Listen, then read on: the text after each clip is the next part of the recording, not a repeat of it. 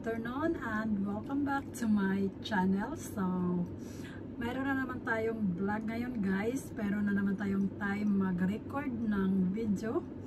So, for today's vlog guys ay pag-uusapan natin about pregnancy dito sa Macau, sa mga dates na mga biglang nabuntis, kung anong mangyayari kapag nabuntis ka dito sa Macau habang nagtatrabaho ka sa bahay ng employer mo. So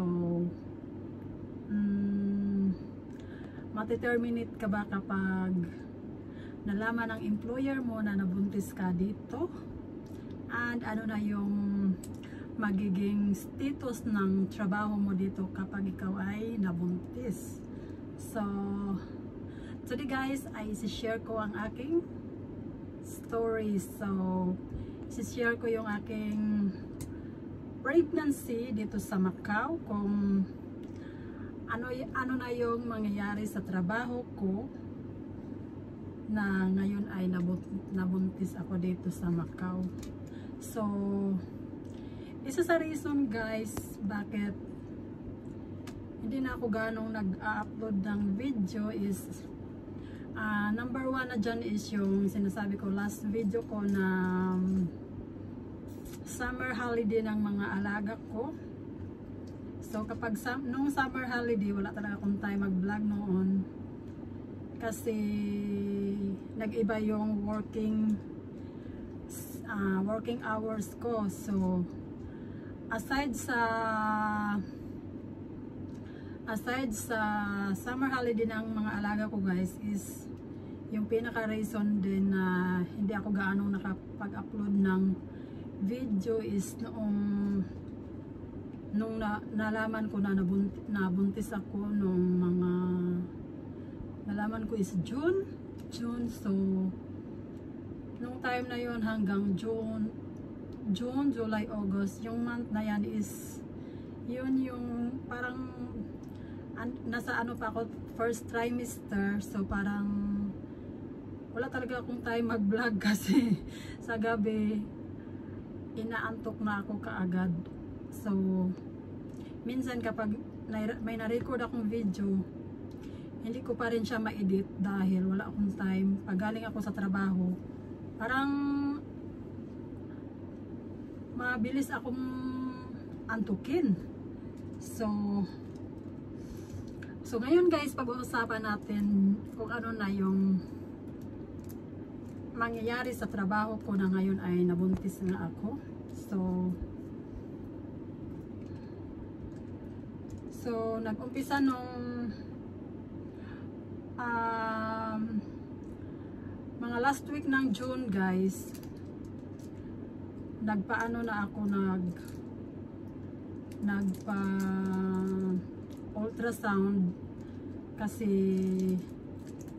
may history nga ako dito guys ng ectopic pregnancy. So dito pa rin siya sa same employer ko, nangyari siya is 2020. So hindi na bago sa mga employer ko yung pagbubuntis ko ngayon dahil nabuntis na ako before dito but hindi siya natuloy kasi nagiging ectopic pregnancy siya. So inoperahan ako sa Santing Hospital. So nung June guys, dahil nga may history ako sa ectopic, nung feeling ko na buntis na talaga ako kasi ando na yung symptoms, antok, gutom. So bumalik ako sa Santing kung saan ako na operahan before. Doon ako nag-request ng ultrasound para ma-confirm ko kung nasa tamang pwesto na nga ba, kung buntis nga ba ako. Kasi nakakatakot kasi guys kapag may history ka sa ectopic is pwede siyang maulit. So nung pumunta ako sa Santing is ayaw sana nila akong entertainin kasi pang emergency nga lang daw, and wala akong request galing sa center kasi nga hindi pa ako ano pa lang yung sa akin noon, PT pa lang. So wala pa akong alam about sa magpunta dito sa center dito sa Macau. So ang sabi ko is sabi ko na para maagapan kung ectopic o hindi. Kasi alam mo dito guys, kapag na-ectopic ka, kapag maoperahan ka, hassle sa trabaho, kailangan mong mag-leave. So hanggang pumayag naman sila, and in emergency nila ako na in ultrasound, and then doon nalaman na pregnant nga ako.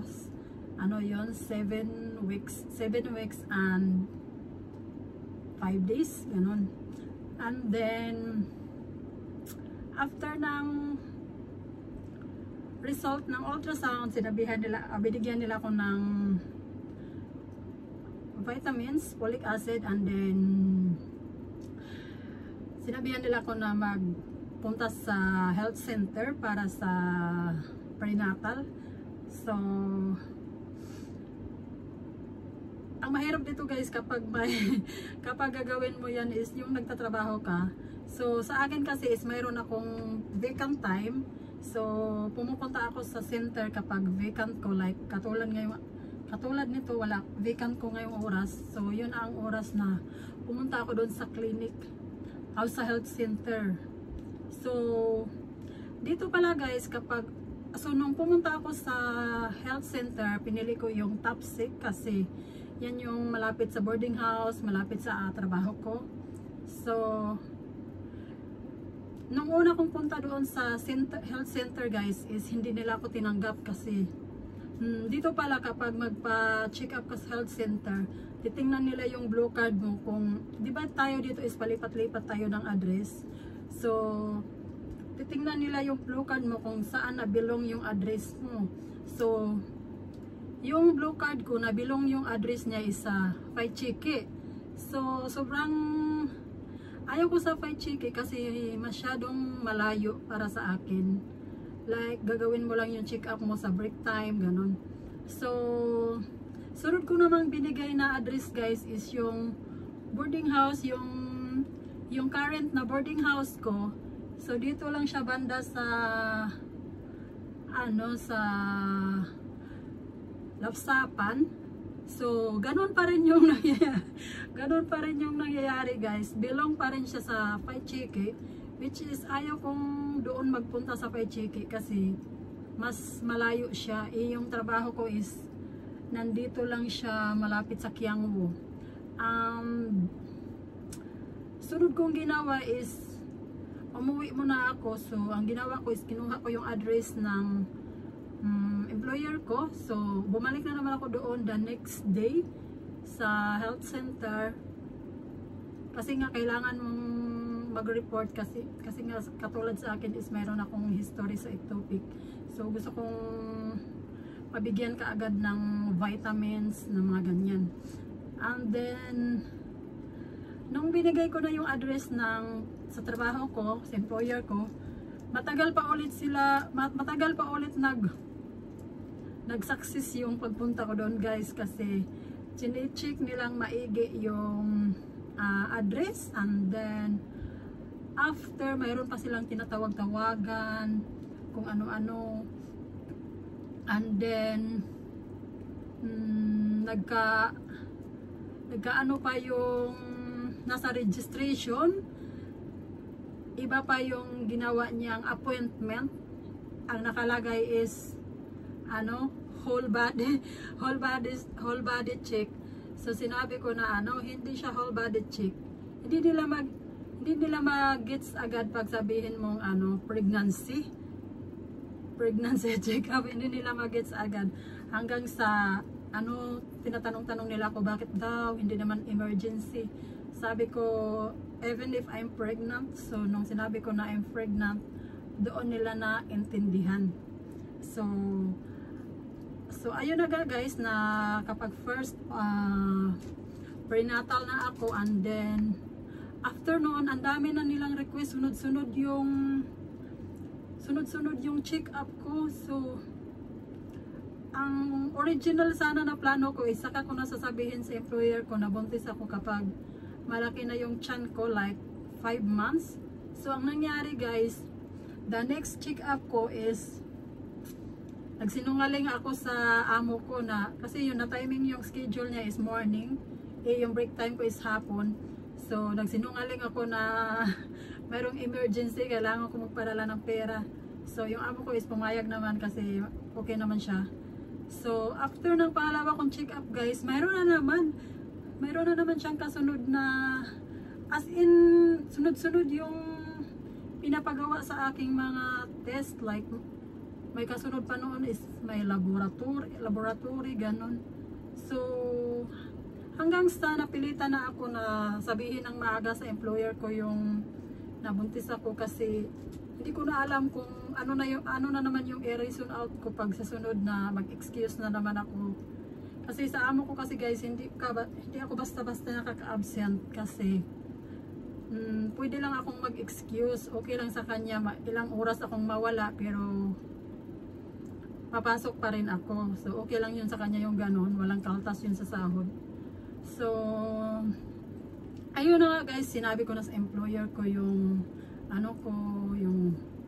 yung pregnancy ko.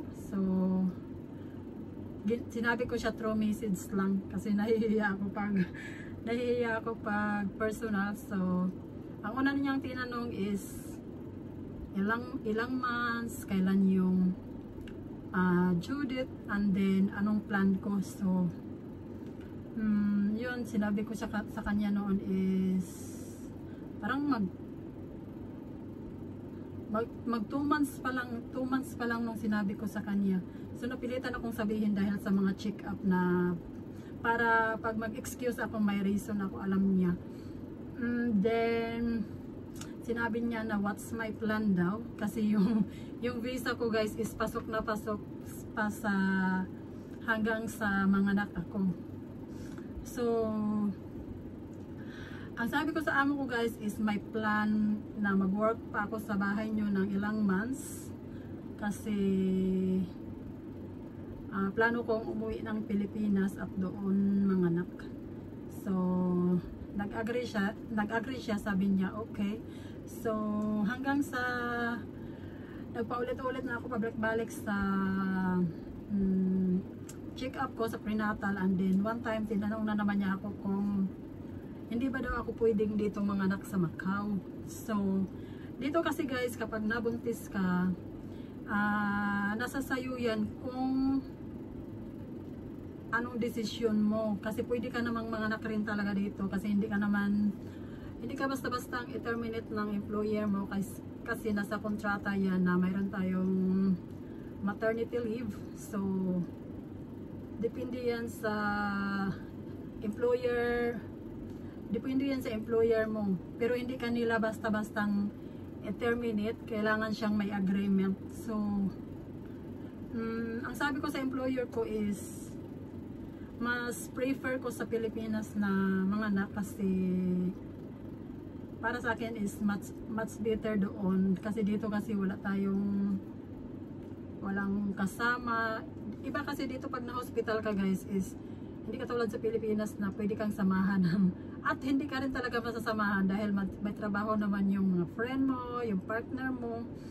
So pinili kong umuwi ng Pilipinas dahil sa sinabi ko sa employer ko nga, kahit dito ako manganganak ma'am, I still need to go back to the Philippines. So naintindihan niya, sabi niya yes, you need to send back your baby to the Philippines. So nasa sa inyo guys, open po yung pregnancy dito sa Macau. Marami namang nabubuntis dito, lalo na kung nandito yung asawa mo, boyfriend mo, and partner mo. So ako, mas pinili ko na umuwi ng Pilipinas kasi yun ang kasi hindi mo kasi alam kung ang mahal dito ng bayad ng mga anak guys, and hindi ko rin alam kung magno-normal ako or cesarean, kasi dalawa na yung friend ko dito ng anak. Yung una is cesarean, sobrang laki ng bayad.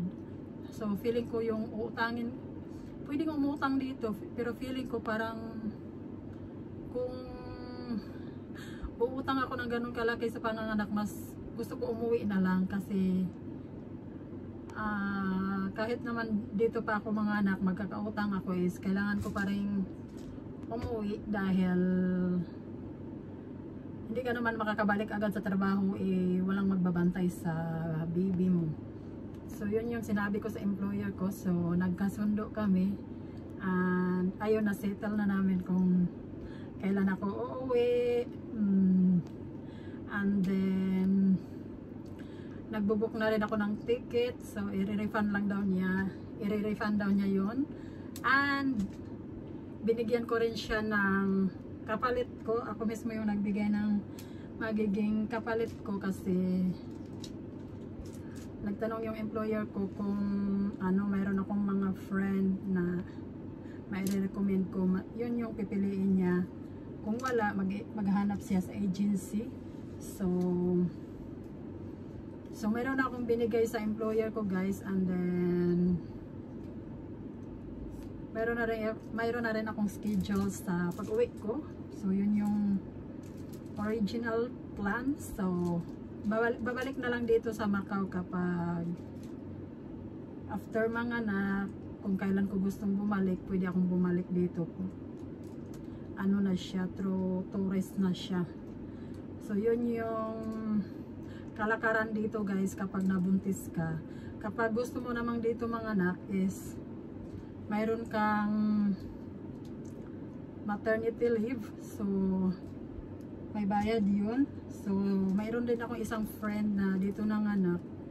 Ang ano pala sa bayad sa maternity leave is 3 times siyang ibigay. So like yung continue yung sahod mo na 3 months. And yung 3 months na yan na sahod, guys, kulang pa yan sa bayad sa panganganak mo dito sa Macau kasi ang normal delivery dito is nasa 20,000 MOP. So kung sa piso yan, almost more than 100k. So and then mahal pa daw dito yung mga yung mga pagpapaano muna sa baby, yung pagpa-check up, injection, mahal daw. So nasa sa inyo, guys, kung ano yung pipiliin nyo. Kung mabuntis kayo dito, pwede kayong dito manganak or pwede kayong umuwi. So depende rin yan sa employer nyo.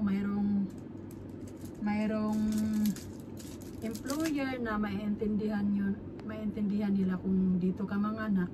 Mayroon namang ayaw nila, parang gagawa talaga ng agreement pag kasunduan ba, kasi yung ibang employer din is ayaw din nila kasi magiging hassle sa trabaho dahil may baby ka na nga. So yan na, guys, yun yung kalakaran dito kapag nabuntis tayo dito sa Macau. So hindi tayo dapat mag-worry kasi open po yung pregnancy dito sa Macau. So malapit na akong umuwi sa Pilipinas, guys, and then laki-laki na rin yung tiyan ko. Hindi siya halata, ano siya, basta malapit na akong umuwi ng Pilipinas. And I am now 6 months pregnant. So nagtatrabaho pa rin ako hanggang ngayon, until October magtatrabaho pa rin ako sa October, and then after October uuwi na ako ng Pilipinas. So yun lang, guys, yun lang yung share kong vlog for today about pregnancy ng mga OFW domestic helper dito sa Macau. Thank you for watching my vlog, and don't forget to subscribe, comment, and like. And bye-bye.